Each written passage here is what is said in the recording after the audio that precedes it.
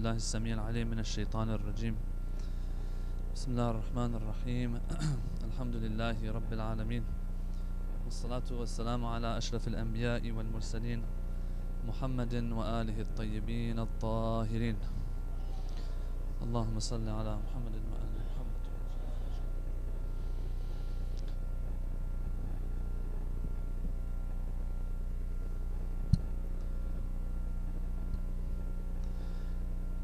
Assalamu alaikum everybody. Last night we started a discussion and since it's not going to be uploaded, I'm just going to go very quickly over some of the main points that we covered last night, so that from this night onwards when we upload these videos as well, people who might be watching later, they can follow. Thank you. Last night we started a discussion. It's a discussion that some might look at it and might think that okay, it might not be of the utmost importance, although no one has told me that. I'm just saying.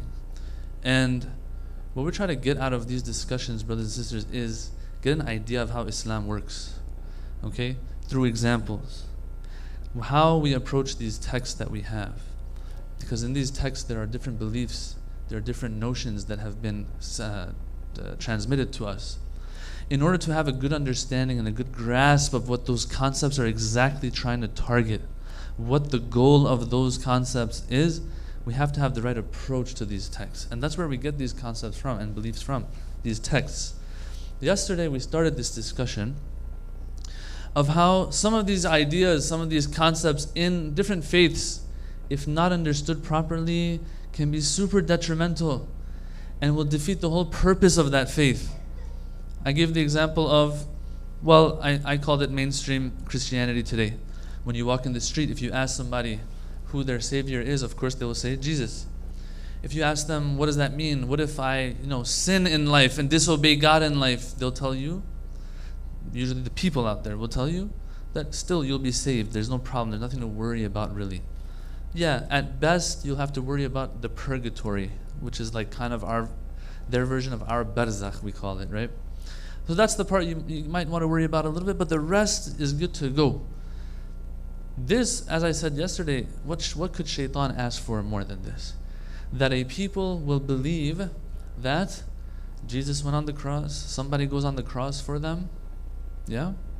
And as a result of that, they can be free and do what they like as long as they have the love of God in their heart. Shaitan couldn't ask for more.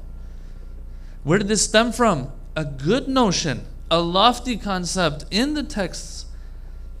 Yeah, it's a very tawheedi concept. Now, if it needs some tweaking, of course, according to the Islamic faith, because we don't believe that Prophet Jesus was crucified, right? There's a lot of tweaking that's needed, but at the end of the day, when you think about it, it's a lofty concept. I explained last night that there was an old covenant between Prophet Ibrahim and God, that you are going to live by my law and you will be delivered. After a long time, God noticed that people are not living by his law, so he said, okay, you know what? I have to intervene myself. And so I will be crucified, I'll be sacrificed, I'll come down as man and be sacrificed. And people will now not be delivered by the law and abiding by my law, they'll be delivered by believing in me and loving in me. That's kind of a lofty concept, as a matter of fact. And we have traces of this in Islam too. That don't think it's your actions that are going to get you anywhere, it's God that's going to get you somewhere. We have this in irfan. In spiritual wayfaring, a person can reach a point where they understand that this salat that I prayed is not what's going to get me somewhere. I'm doing that to be ready for Allah to take my hand and get me somewhere spiritually and elevate me. That's a tawheedi, lofty concept. But if misunderstood, what's the result? The result is the exact opposite. People are sinning all over the place and they feel like God's going to still take care of us. This was an example of how a lofty concept will be misinterpreted. As a result, shaitan sits back and relaxes. He's having a good time. Another example, Hajj. Hajj, this tawheedi concept. Once again, what happened? It was tainted so much by shirk that it reached the point that people were taking that line of tawheed in it. Labbaik Allahumma labbaik, la sharika laka labbaik. What were they saying?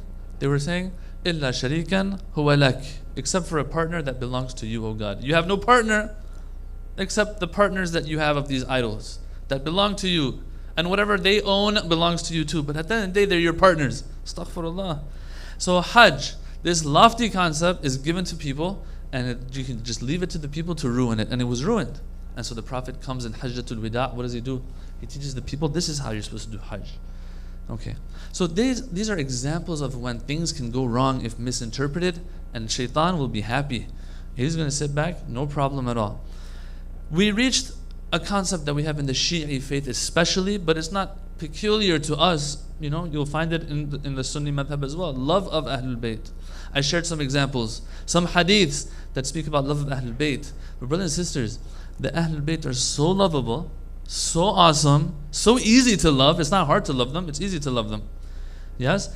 They are so lovable that sometimes people will misunderstand this concept of Hub Ahlul Bayt and love of Ahlul Bayt to the point that it might kind of border on that understanding that the Christian faith had. That, hey, do your part for Hussein alayhi salam, do your part for Ahlul Bayt in the sense of loving them, and you'll be good to go.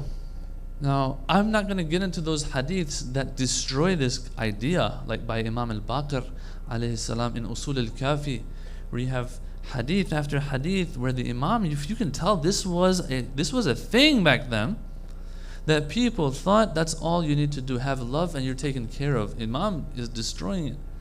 Because if you want to make some muscle, guys, you got to work out.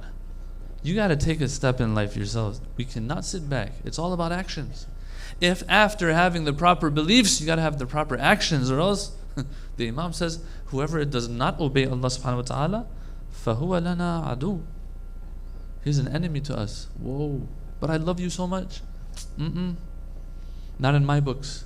In my books, if you loved me, there would be some more obedience in your life. We'll get to all of that. So, the question about that we have, and the reason why we're covering this, 2 points here. One, specifically, to see what we can find in our text regarding this idea and this notion, because more and more as we go forward, and as time is passing, you keep hearing here and there people talking about how, yeah, we're good to go, we have love of Ahlul Bayt. Whoa, where'd that come from? Is that all that matters? For some people, it does. So I want to get these basics down with my guys here, so that 10 years from now when you're growing older, you don't have to struggle with these things. We've already taken care of these things. Yeah? That's what one point we were after, specifically. And then in general, though, we get an idea of how these ulama do their thing when they approach these texts. Yeah? And how they figure things out to know exactly what is this concept, the scope of it, what is it? Love of Ahlul Bayt is awesome. Okay, and how narrow or how broad is the scope of love of Ahlul Bayt? What are there conditions? Are there not? We need to talk about all that. Where are we going to get that from? Well, we have no choice. We have no choice but to go into our sources and see. That's why the title of these talks and stuff that we're going to have for the next few nights, and then we'll change the topic in a few nights, is love of Ahlul Bayt in our sources, in the Shia sources. That's the title. For that, we have 4 discussions. Number 1 is, and I talked about this last night, and I'm not going to talk about it again. Just in general, how is it that our scholars, how do they approach texts? How do they bring this one next to this one, put it together, reconcile? I gave an example last night. Let me just explain that example one more time. Just because, for example, sometimes my kid, she tries to catch me making mistakes in what I tell her to do, right? So sometimes I'm just saying, I might tell her, hey, go pray. Yeah? She's small, by the way, okay? Go pray. She might say, okay, you told me to go pray. She goes and prays. Did you make wudu before it? No, I didn't. You didn't tell me to make wudu. Sometimes that's our approach to our hadiths and sources. Look at this hadith. The guy copy-pastes it from some Facebook page or something. This hadith says this. This hadith says that. Yeah, but how dare, for example, Ayatollah so-and-so, marja' taqlid, how dare he speak against this hadith? Bro, he saw this hadith, but he saw 10 other ones too. Have you seen those other ones to bring them together and reconcile them? No. That's why you're not a marja'. Right? Sometimes that's the approach that's taken. You'll find one hadith that says, Hub al-Muhammad will, and I read some of them for you yesterday, will help you in this station of akhirah and that station of akhirah. Yes, but if there's conditions, the conditions have to be met. But the hadith didn't mention any conditions. Yeah, because they were mentioned somewhere else. Baba, salli, Go pray. Okay, I prayed without wudu. Why did you pray without wudu? You didn't tell me to make wudu. Yeah, I told you yesterday though. Right? You learned in Sunday school though. When I say go pray, what do I mean? I mean pray with all of its conditions. I've said other things before, I'm saying other things after. There's context and everything that have to be taken into consideration before you can actually understand what I meant. Sallu ala Muhammadin wa ali Muhammad.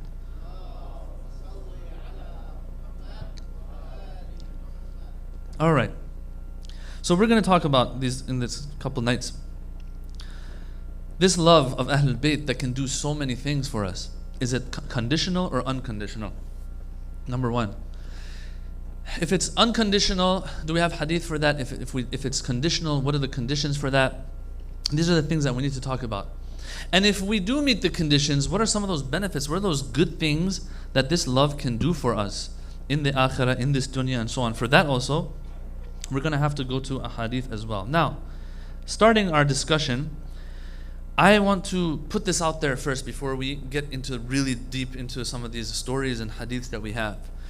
Number one question is, okay, you're sounding already like there's conditions to this love for it to work for us, for it to be effective, to have its desired effect. What if someone just has love but doesn't really do anything else? Doesn't meet those conditions. Are you saying that that is something that has no value at all? That's the question. The answer is, don't ask me. Let's ask God and His Prophet and the Imams after him. Let's see what our sources say in that regard. And sure enough, you will find some hadiths that point to the fact that, look, the love in and of itself is something that is matloob, is something that is desired, something that's good. In other words, if you have a choice to be a bad person in life, for example, and not have their love, versus be a bad person in life but have their love, choose the second one. Having their love in and of itself can do certain things for you. Interesting. And that is the grace of God. And that is the greatness of them. Or else we haven't done anything great, to be honest with you.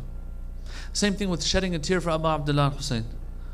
How the ahadith say how many wonders this can do for a person's akhirah and dunya. Shedding a tear isn't something very significant, yeah, but what Imam Hussein did was significant. And out of respect for that and acknowledging that, Allah subhanahu wa ta'ala goes out of His way and goes kind of, you can say, overboard sometimes. You feel overboard, not in a bad way, in a good way, when it comes to the rewards for such things. These things are there. Why? Because God is all merciful, God is all graceful, or else I'm not too deserving. So we have a hadith that tell us that, look, even if you're not such a very good person, maybe, God forbid, if you are struggling with these conditions that we'll talk about later, still try to have that love and foster it in your heart. The first hadith is, well, it's a letter from Imam al-Rida, or a writing from Imam al-Rida, where he says, let me give the context of the story first. They're taking Imam al-Rida from Medina to where? Khurasan, right? They're taking him there. The person who is one of those people who's escorting him, he's not a Shia of the Imam, of course. He's not an evil person either. He's doing his job. They've told him, you have to make sure that this person makes it from Medina to Khurasan. So after they go and they reach Khurasan, it says, I'll read the Arabic very quickly for you too. فَلَمَّا أَرَادَ الْإِنصِرَافِ When this person wanted to leave, قَالَ لَهُ يَبْنَ رَسُولِ اللَّهِ I know you're the son of God, son of the Holy Prophet. Yes, you are the descendant of the Holy Prophet, O Imam al-Rida, O Abu al-Hasan. I want you to شَرِّفْنِي بِشَيْءٍ مِّنْ خَطِّكَ أَتَبَرَّكُ بِهِ Could you at least write me something so that I can have it as barakah, tabarruk, yeah? A means of, God's blessing on me. Just something from you I want to have. وَكَانَ الرَّجُلْ مِنَ الْعَامَّةِ This person was of the Ammah, meaning he wasn't Shia either. So Imam al-Rida writes him something. What does he write in there? This is important. He says in that writing, now it's interesting, this Allama Majlisi narrates this, by the way, and then he says, I've seen this in one of those cities of Isfahan. I've seen this writing myself. It's interesting that he says that. Anyway, what was written in there? It says, كن محبا لآل محمد وإن كنت فاسقا. That be a lover of Al Muhammad even if you are a fasiq, you are a sinner, you're a disobedient servant of God. At least have that love in you. ومحبا لمحبيهم, and love their lovers too. وإن كانوا فاسقين, even though they're people who are problematic. So guys, like when we are in our majalis, for example, right? When we're on our centers, there will be people out there that you don't like. There will be people out there that you know are problematic people. But at the end of the day, he's a lover of Ahlul Bayt alayhimus salam. So as a result of the respect for that, I'll have love for them. Yeah, I might dislike what they do. That's a different story. And I'm hoping maybe one of these nights, if I get the chance, we have a topic to talk about that. I'm going to call it God can only judge me. You know, about how people talk about that. Are we allowed to judge people or not? You know, something that is happening these days. And to what extent can we? What can we not? The answer is yes and no. We have to talk about that. Hopefully we get a chance for that. But it says, look, they might be bad people, some of them. Yeah, sometimes they're zalim. Sometimes they are very problematic. You can't be dumb either, right? Someone slaps you in the face, oh, I love you because you're a lover of Ahlul Bayt. That's not how it works. But it says, in general, if they're problematic people but they have love of us, love them too.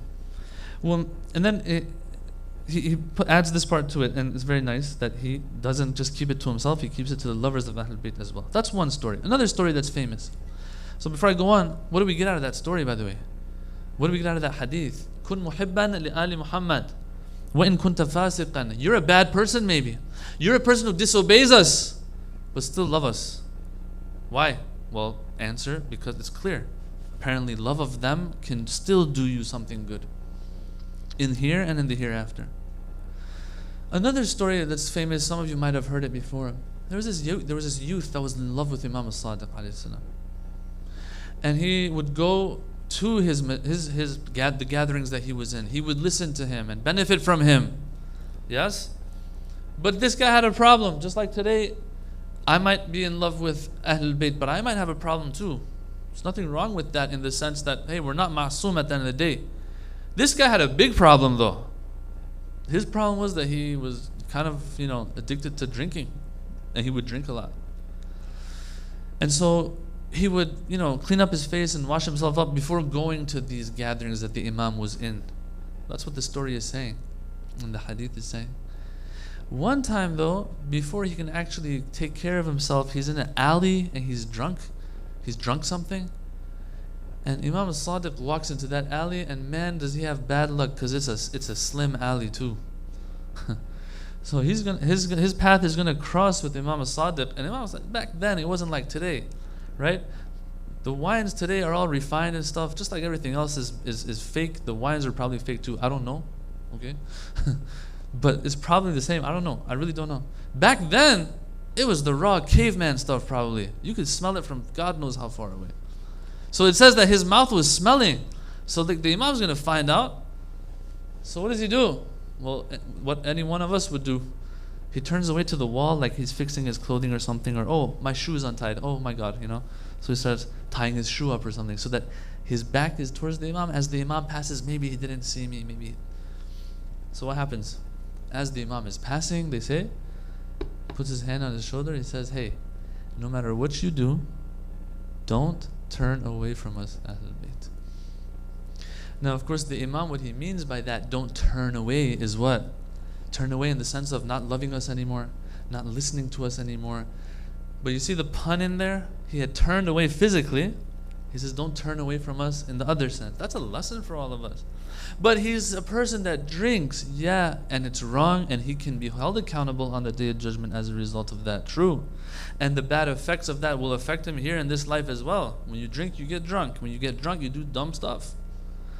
But at the end of the day, it's all about hope. And maybe we'll talk about that one night too. Is that, look, in the end, God knows what He's created. Right? He knows what He's created. We're gonna have trouble. We're gonna have problems. If we're gonna give up just like that, there's no point in creating anybody almost. It's all about getting back up. It's all about trying and striving. And so this person, Okay, you've made mistakes, but doesn't mean you turn against us or turn away from us, because then there's no hope in you turning back. Yes? So this shows that in our sources, and there's more hadiths out there too, that we have this idea of love of Ahlul Bayt. Have it. It can do you something good even if you don't meet certain conditions and criteria. But now we have other hadiths as well. See, so different sets of hadiths we're going to be talking about tonight. We have another set of hadith as well. Please recite salawat.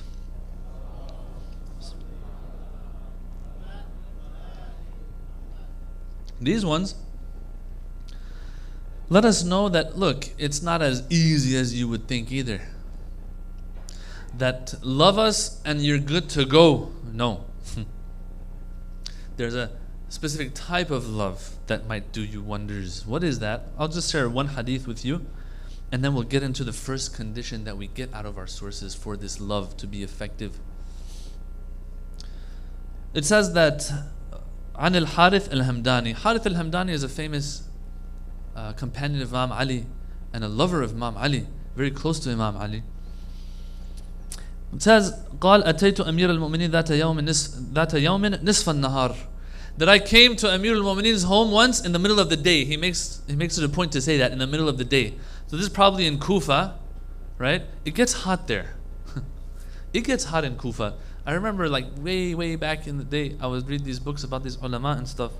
And in one of these books, it was saying how in Najaf, when it gets really hot, back 50 years ago, they were telling the story of one of these ulama, that it would get so hot in Najaf that if a pigeon wanted to fly from one side of the haram and shrine to another side of it, it wouldn't make it. It would fall out of the sky. That's how hot it was. How hot it would get. This Harith al-Hamdani, he says, I went to Imam Ali's home in the middle of the day. Right? In other words, he's illustrating how that's how much he would go out of his way to see Amir al-Mu'mineen alayhi salam. فقال, Amir al-Mu'mineen told me, ما جاء بك. What is it that brings you here? قال حبك. قلت حبك. I said, your love. I just want to see you. قال عليه السلام إن كنت صادقا لتراني في ثلاثة مواطن. If you're truthful, then this love will help you in 3 places. And I'll get to that hadith later when we talk about the benefits. This is the part we need right now. He says, إن كنت صادقا. But Harith al-Hamdani, in kunta sadiqan means if you're telling the truth.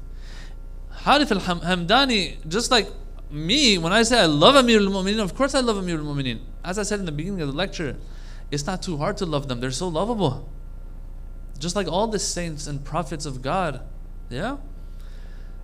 But the Imam says, if you're truthful, then this love will help you in these places. So the special effects of this love are attainable if conditions are met. Ooh. So this shows, and other hadiths similar to this show that we can have love, but that love has can be of 2 types. Truthful or untruthful. How do I prove that it's truthful? How do I make sure that it's truthful? That's where we have to go to as many of these hadiths that we have in our sources and fish out these different conditions for this love.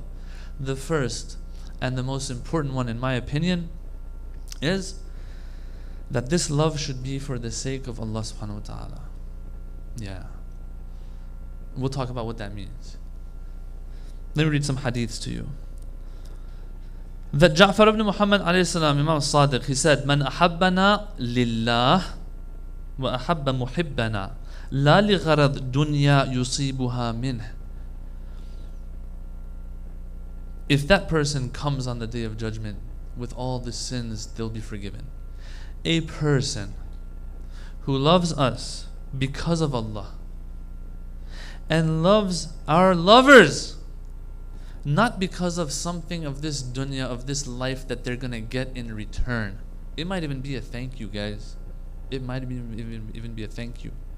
It might be fame. It might be spotlight. It might be money. It might be a lot of things. Anything that has nothing to do with your akhirah, that might hurt your akhirah, is referred to as dunya.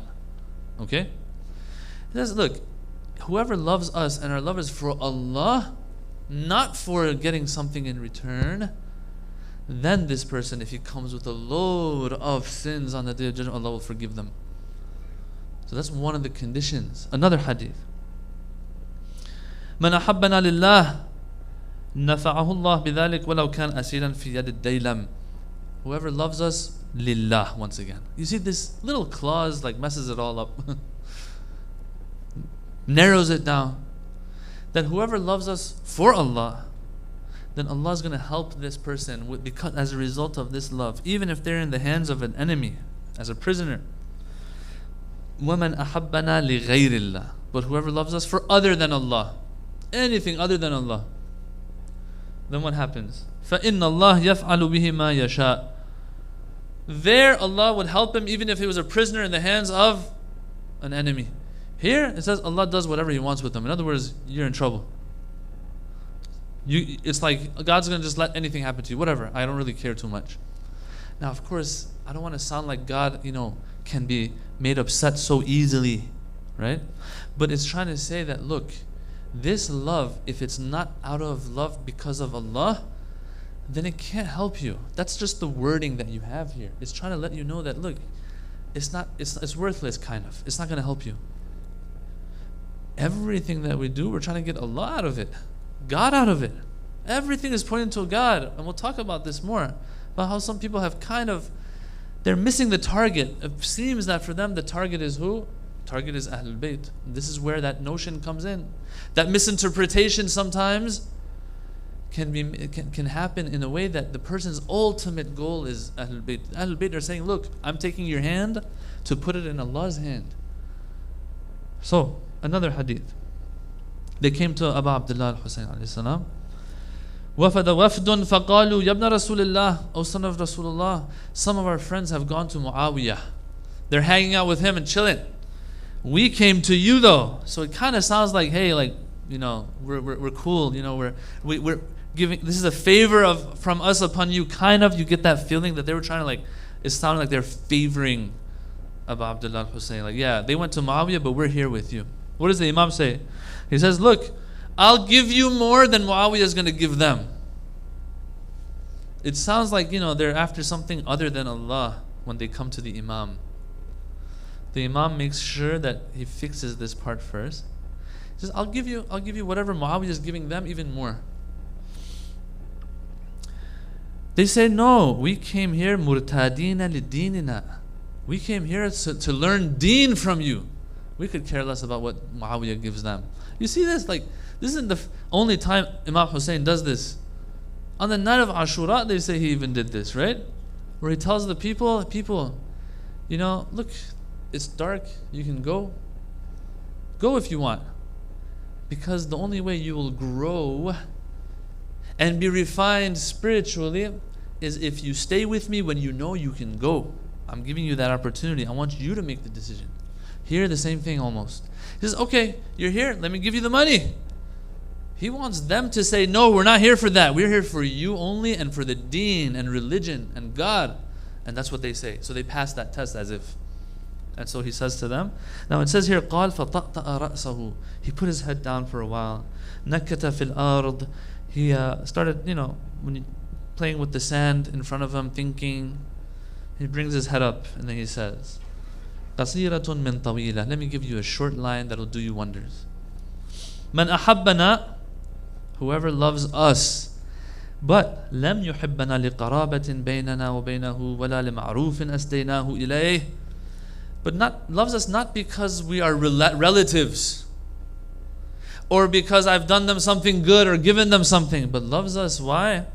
إنما أحبنا لله ورسوله جاء معنا يوم القيامة كهاتين. He says, on the day of judgment, they'll come with us like these two fingers that are stuck together like this.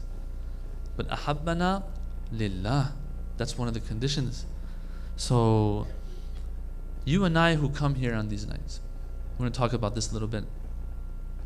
Those of you who, now I'm not talking about the organization here necessarily, I'm talking in general. I told you, I want to share, I'm observing things here and there, and it's starting to, sometimes it worries you. And so you're like, let's go back to the basics and talk about these things a little bit. You and I, These Ahlul Bayt that we love so much, it says that you have to love them for Allah subhanahu wa ta'ala. They are Man arad Allah bada'a bikum. Ziyara Jami'a Kabira says, whoever wants Allah starts with you, makes his way there. Yes, that's how we should look at them. Man arad Allah though. Allah is the ultimate goal. They're the channels through which the mercy goes through a lot of things, through which a lot of things go through. We acknowledge that. They're the ones that we go, بِمَوَالَاتِكُمْ عَلَّمَنَ اللَّهِ مَعَالِمَ دِينِنَا. Allah taught us the teachings of the religion through you. So everything goes through them. Mercy and grace of God goes through them. The teachings of Islam through them. All of these things through you. But what's the ultimate goal? Right here it's saying, even if you love us for who? Love us for Allah subhanahu wa ta'ala. If I am up here speaking, for example, I'm doing it out of love of Ahlul Bayt, of course. I'm doing it out of love of Abu Abdullah al-Hussein, of course. The person who's the organizers in the center. All of us are showing up for what purpose? Allah subhanahu wa ta'ala. We love Abu Abdullah al-Hussein to death. Abu Abdullah says, that's wonderful. Now I want to show you something even more awesome. Allah. Why do I say this? Now someone might say, of course we're doing it for God. Of course we're doing it with that intention.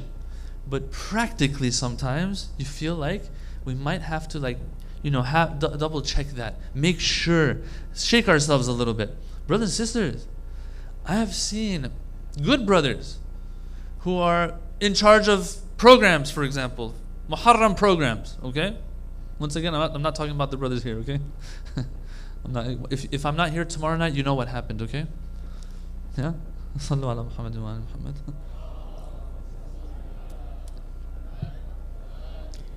Muhammad. I've seen guys that are so active, yet when, for example, they do their salah, yeah? Not even on nights that there's programs, for example. Like, it's not a program night. The salah is done so fast. Right when it's done, the guy gets up and runs for his life. You know what I'm saying? You're like 2 minutes, a little bit after, maybe just sit a little. Tasbihat al-Zahra. I mean, like, what more could you ask for? 2 minutes gives you so much. That the ahadith, they say, the Imams said that we teach our children the same way we teach them salat. What do we teach them? Tasbihat al-Zahra. Like, is a connection being made to Allah? Forget Tasbihat al-Zahra. Even the salat itself, it looks like it's not there. Okay, brother, okay, sister, we're doing all of these activities, all this activism, all that good stuff we're doing for what purpose though? In the end, we want to get there. But it seems that no, the ultimate goal is that this program is successful. So what can happen? So Islam can be preserved. Okay, so what happens when you preserve Islam? Well, the teachings will reach them. What is one of the teachings of Islam? To fix the salat. You get it? It's like a vicious circle. Now I don't want to talk about those people. God forbid, there aren't any of them, inshallah. Sometimes might even not tell the truth here or there. Why? Because the program, we want it to go the way it's supposed to go. So someone comes up to us, asks us a question, we tell them a false answer so they leave us alone so we can take care of the program. Whoa, we are doing these programs for what purpose? Islam. Okay, preserve Islam. What is one of the teachings of Islam? Don't lie. So I am lying so people don't lie. Or can not lie. You see the vicious circle? I compromise on my Islam, whether it's the wajibat and muharramat, or if it's the other things of Islam. I compromise on Islamic teachings for myself so that others can not compromise on them. Shall I go on? Shall I give more examples? No, I think that's good enough. So when it's ahabbana lillah, it has to kind of show as well. Or the guy is the first one. Once again, I don't mean anybody here. I always use this example wherever I go, okay? The guy is the first one to open the doors to the center, the first one to turn the lights on to the center. MashaAllah, that's wonderful. But then when he goes home, his mom or dad are like, hey, can you not go to the center tonight? Oh, no, astaghfirullah, Imam Hussein. No, Imam Hussein says, listen to your mom or dad if it's going to hurt them that you go tonight. Have somebody else do it. Or the guy, the brother or the sister that's an organizer, might be a little harsh at home, but in the center, Assalamu alaikum, ahlan wa sahlan bikum fi majlis Aba Abdullah al-Hussein. No, whoa, what's going on here? These are both supposed to be together. I'm not saying one is not good, the other is. They're supposed to both be there. You want to help out here? That's wonderful. But you got to take care of your own Islam first, because Allah is the ultimate goal in everything. You get what I'm saying, brothers and sisters? That is what I think personally is understood from this ahabbana lillah, that if you're doing stuff for Ahlul Bayt, what do you have in mind all to get Allah's satisfaction in that? Sometimes things can get confusing, and when they get confusing and misinterpreted, what happens? Shaitan sits back and relaxes. He's like, yeah, you know what you're doing. You're doing a good job. We don't want to make him happy. So that's the first condition. There are 3 or 4 more conditions, inshallah. We will continue tomorrow night. Assalamu alayka ya Aba Abdullah.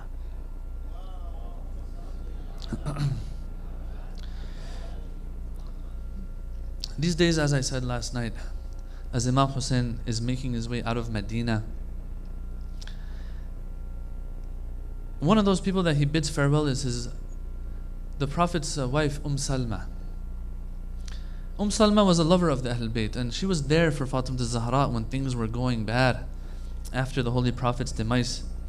Salma is the one who's seen Al-Hasanayn grow up in this home with the Holy Prophet after the Holy Prophet. She's seen all of this. She's in love with the children of Imam Ali alayhi salam. She's in love with the Ahlul Bayt.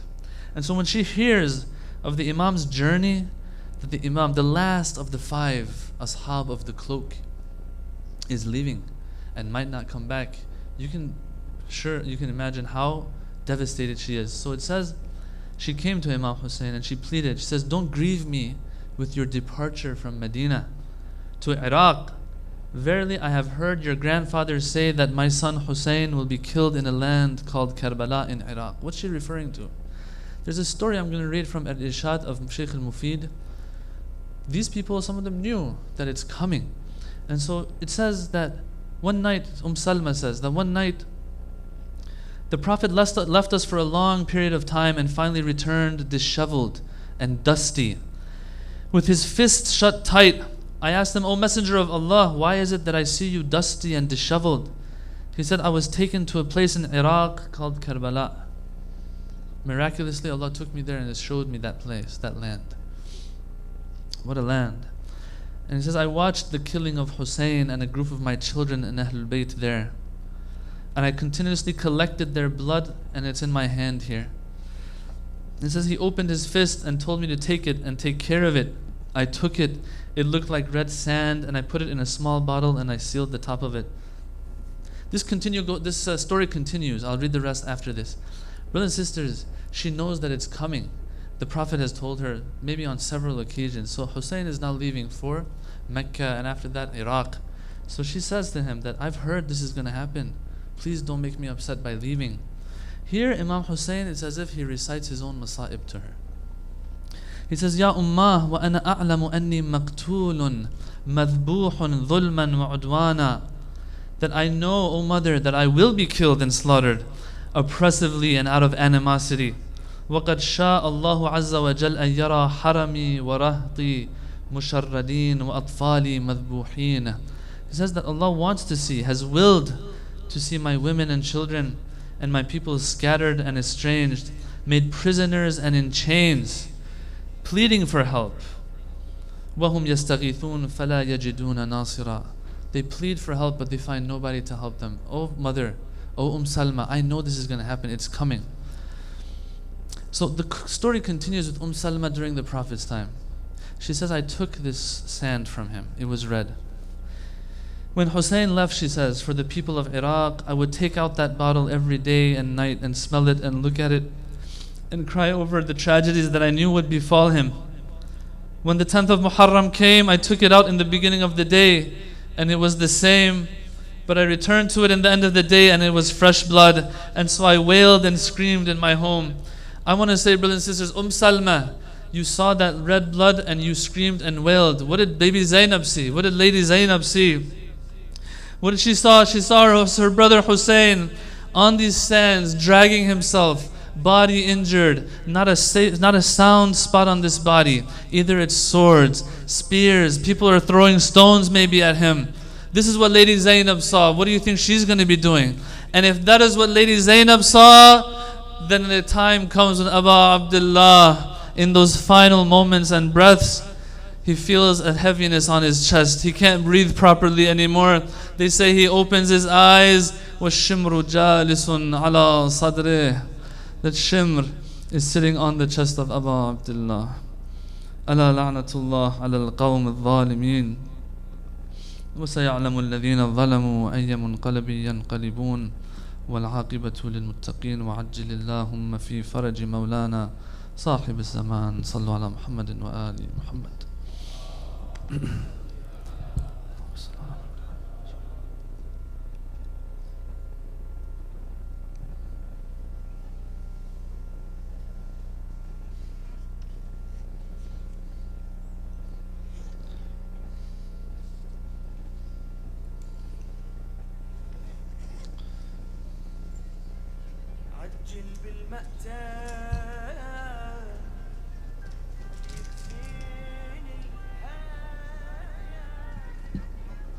Assalamu alaikum, brothers and sisters. Reminder, we're going to be holding a Q&A program outside for the brothers and the sisters in the tent.